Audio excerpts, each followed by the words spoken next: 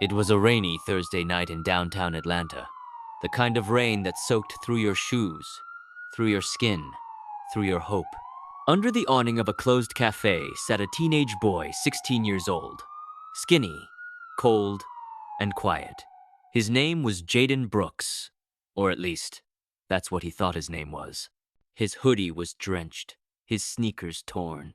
He clutched a backpack to his chest like it was the only thing left in the world that belonged to him. The city lights flickered against puddles, reflecting faces of strangers who passed him like he was invisible. Jaden had been sleeping on streets for 3 weeks now. He'd gone from shelter to shelter, but each one kicked him out when space ran out. He wasn't begging for money. He wasn't asking for food. He was just waiting for someone who might remember him. Across the street, 2 police officers stood near their patrol car, sipping gas station coffee. Officer Daniels, mid-40s, tall, stocky, with a hard jaw and colder eyes, noticed Jaden and nudged his partner. Officer Mills, younger, maybe late 20s, looked up from his cup.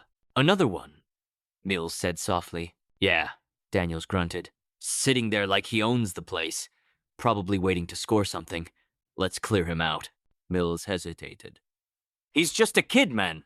"Then he should be home, not here," Daniels snapped, already walking across the street. Jaden saw them coming and instinctively tightened his grip on the backpack. His heart raced. He'd had enough encounters with police to know how they usually ended: suspicion first, questions later, kindness rarely. Daniel stood over him, blocking the rain. "Evening, son. You planning to spend the night here?" Jaden didn't look up, just trying to stay dry. Daniel's tone hardened. "You can't sit here. Move along." "I'm waiting for someone," Jaden whispered. Mills looked at the kid's face, soaked, exhausted, but not defiant. There was something in his eyes, not fear, exactly, but a kind of quiet dignity. "Waiting for who?" Daniels asked, half smirking. "You got an appointment in the morning, huh?" Jaden hesitated. "My dad," Daniels snorted. "Your dad? You telling me your dad left you here in the rain? Come on, don't lie to me." Jaden looked up for the first time. His voice shook. "He's looking for me. I just don't know how to find him." Mills frowned. "You got a name, kid?" "Jaden. Last name? Brooks, I think." Daniels sighed impatiently. "All right, let's see some ID." Jaden lowered his head. "I don't have one." "Of course you don't," Daniels muttered, rolling his eyes. "You kids always got stories." He motioned toward the backpack. "What's in the bag?" "Just stuff." "Let's have a look." Jaden immediately pulled it closer. "Please, no! It's all I have." That tone, desperate, protective, made Daniel's curiosity spike. He snatched it anyway. "Hey!" Jaden shouted, trying to grab it back. "Relax," Daniels barked. "We're just making sure you're not carrying anything illegal." Mills gave him a look. "Daniels, come on. He's a kid." Daniels ignored him and unzipped the bag. Inside were only a few items: a folded photo, a gold locket, and a wrinkled envelope sealed with a faded wax mark. "What's this?" Daniels asked, opening the locket. Inside was a picture: a well-dressed man and woman, smiling, standing in front of a mansion, the kind of photo that didn't belong in the hands of a street kid. "That's my dad," Jaden said softly. Daniels gave a disbelieving laugh. "Your dad, huh?" "Sure, and I'm the mayor." Mills took the photo and stared at it. The man's face looked familiar. Too familiar. He pulled out his phone and searched for a name that hovered in his memory. Moments later, his screen lit up with a headline: "Charles Whitman still searching for missing son, 2 years after kidnapping." Mills's heart sank. He compared the man in the photo to the image on the screen. Same face, same smile. "Daniels," he said quietly. "That's Charles Whitman, the tech billionaire. His son was taken when he was 14. Daniels blinked. "You're joking." Jaden's voice cracked. "I'm not. I didn't know until this year. I was taken when I was little. They told me my parents didn't want me. When I escaped, I found this photo and I remembered." He reached for the envelope. "That's his handwriting. I've been trying to find him." Daniel's jaw tightened. For the first time, his confidence faltered. Mills crouched in front of Jaden. You've been on your own this whole time. Jaden nodded. Since I ran away from the people who took me. I've been walking for weeks. I thought, if I came here, someone might help me get to him. The rain grew heavier. Mills stood up and looked at Daniels. We need to take him in, not to jail. To the precinct. Daniels hesitated.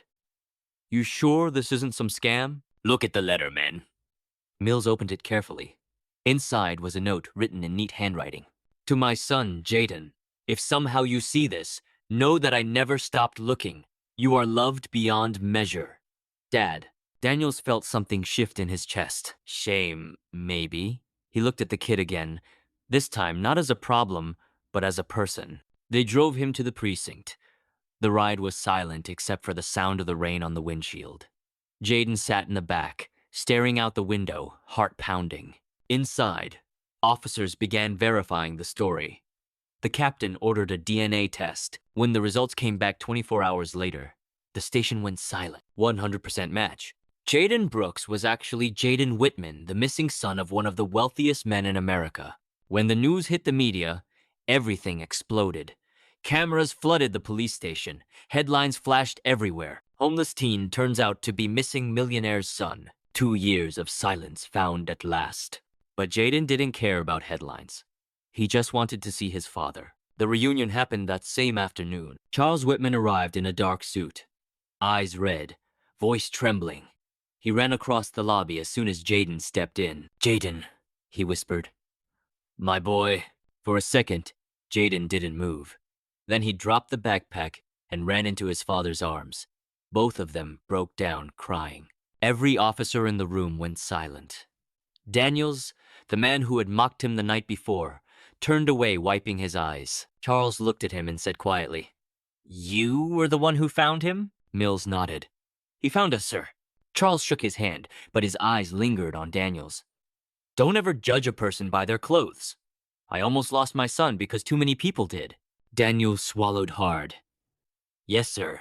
That night, Jaden slept in a real bed for the first time in years. But instead of feeling overjoyed, he felt heavy.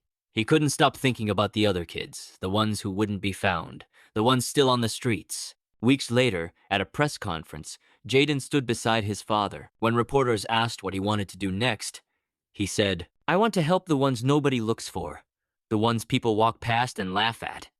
Because someone like that helped me once, and I don't ever want anyone to feel invisible again. He started the Second Chance Foundation, a charity for missing and homeless youth. Within months, it had shelters in 5 cities. One afternoon, he returned quietly to that same cafe corner. The rain was gone. The sky was bright. He sat down where he once hid and left a small box, a sandwich, a blanket, and a note. To whoever sits here next, you matter. Someone cares. A woman walking by paused, smiled at the note, and left a few bills beside it. Slowly, others began doing the same. That corner became known as Jaden's Spot, a place where people left help for the homeless instead of walking past them. The night Jaden was found, he didn't just reunite with his father. He reunited with the truth that people often forget.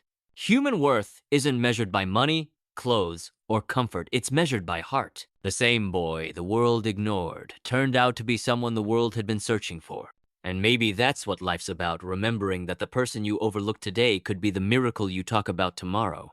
Moral: never assume, never judge. Every person you pass has a story you can't see, and sometimes that story can change everything.